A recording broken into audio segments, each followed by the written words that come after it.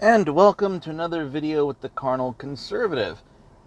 I have recently started enjoying the audiobook from the Proud Boys Bible. Not the Playboy's Bible, that's a completely different thing.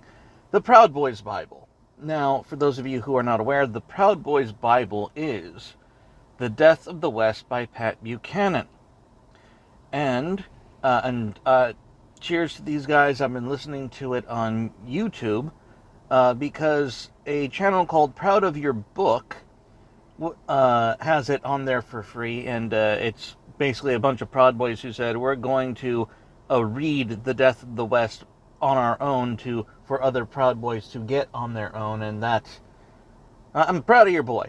Good job. Well done, gents. I am thoroughly enjoying it. It is concise and it's clear for the obvious amateur product that it is. Well done. Well done. Honestly.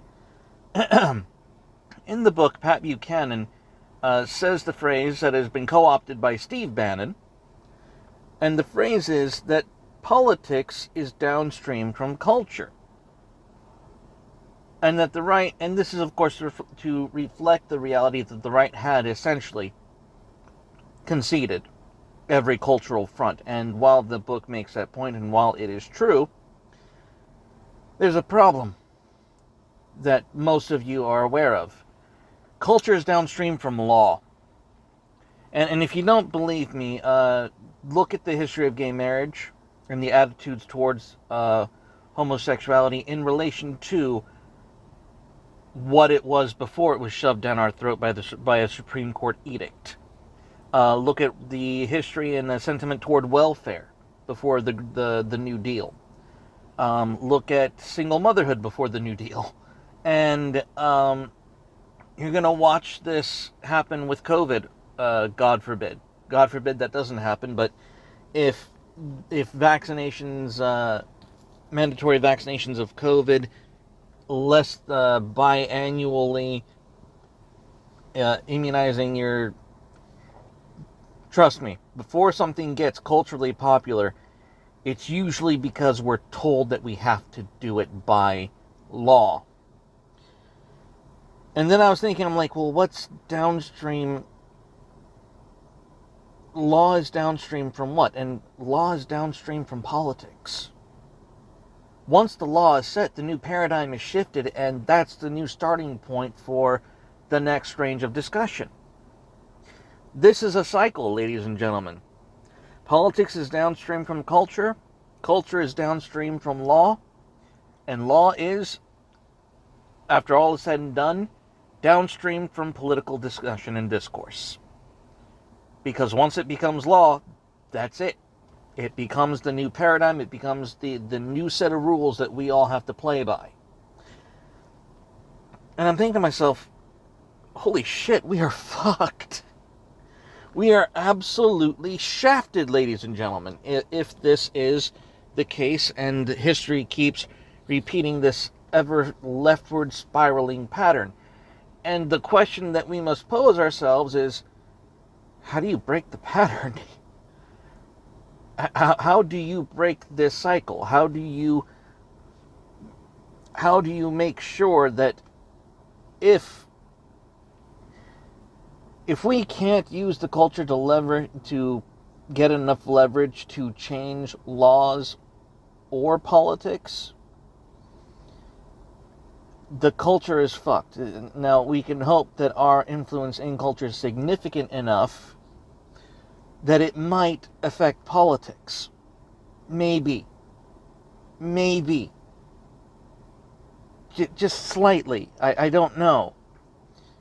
So the real problem before us lies in answering the question of, how do you break out of this vicious leftist cycle? And I've been having a hard time coming up with an answer to that one. And it's a real doozy, because you don't want to think about the alternative.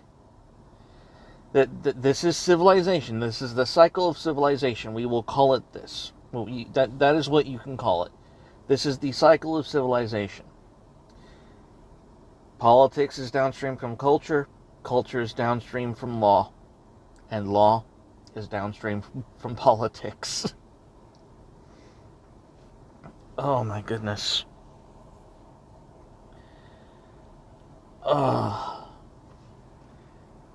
don't know what to do here. I'm really. This has been a real black pill, and listening to The Death of the West, which was obviously written back in the Bush era, it's one black pill after another. It's one continuous black pill, and it is disheartening. But I'm realizing this pattern, and I really want a valid solution, and I'm wondering. Probably the only thing that breaks this cycle is force. Let me say that again, just in case you weren't hearing me. The only thing that breaks this cycle is force.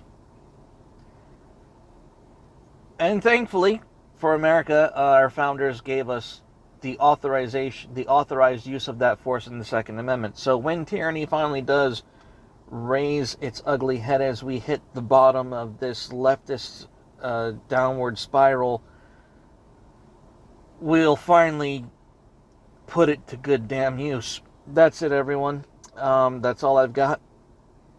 I know, not a good one, not an uplifting message, but these are the thoughts that I had as I'm reading The Death of the West, and we're in for some interesting times. God bless everyone. Stay carnal. Till next time.